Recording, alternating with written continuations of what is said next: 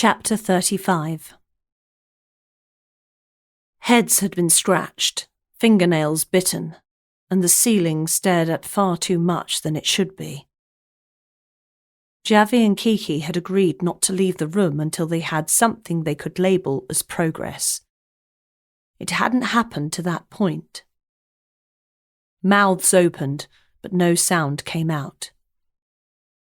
It was like the kernel of an idea disappeared when it was given the light of day.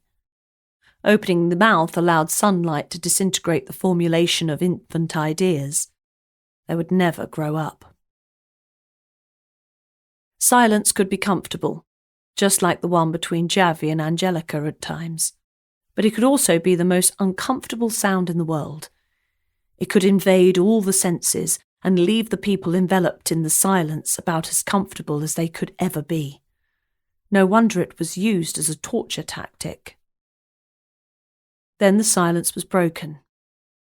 Javea was sure it was he who would come up with the solution, but it wasn't.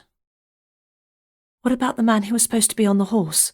Kiki asked, now desperate to get out of the room and get some fresh air. The windowless room smelled faintly of sweat. It wasn't a criticism of Javea. He was here in this small room for hours at a time. The aircon was intermittent, the ventilation non-existent. "That's genius. It's amazing what the mind can conjure up when faced with the dire consequence of being stuck in a room with me," Javea quipped. Kiki had already moved on. She had dialed the number for the organiser of the Moors and Christians Festival, a number she had become used to, dialing over the previous day or so. "Hola?" Javea listened to one side of the conversation. He could hear Kiki, but she hadn't put it on speakerphone. He gathered what was going on from the single voice he could hear. "Yes, it's Kiki from the local police. I have a question or two." 2 minutes, 3 maybe. "Who was the man who was supposed to be on the horse?" "The horse that Hugo Cruz died on." "Right, I'll hold." "Thank you." Kiki wrote down a name.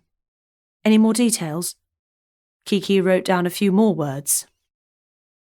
"Thank you so much for your time." Javea sat with bated breath. The anticipation overtook the previous tension. The room was filled with a different kind of energy. Kiki clicked away at the computer in front of her, smiling as she did. Kiki was patiently aware that Javea would be watching her every move, waiting for her to give him the information she had just gathered. But she wanted to make him wait. It was a game in one way, but she also wanted a complete picture to present to her boss, or as close as possible to a complete picture. Artie Jackson, a British expat, should have been on the horse. The organiser hadn't thought to find out why Artie wasn't on the horse. "He's making some inquiries of his own, but he doesn't have the advantage of our system," Kiki explained, tapping the computer screen like it was an old friend giving her a hand. "And?" "Artie Jackson. Cal de Bologna, Block C, Apartment 23. Javea smiled at Kiki as she passed him a piece of paper with all the information on. The information she had just retrieved. She was very good at what she did. Maybe he would get her out and about with him more often. To make that happen, he'd had to complete paperwork, make requests to his superiors, sit in a meeting to explain his reasons, and that was before Kiki herself had to go through an interview process. But he had to act.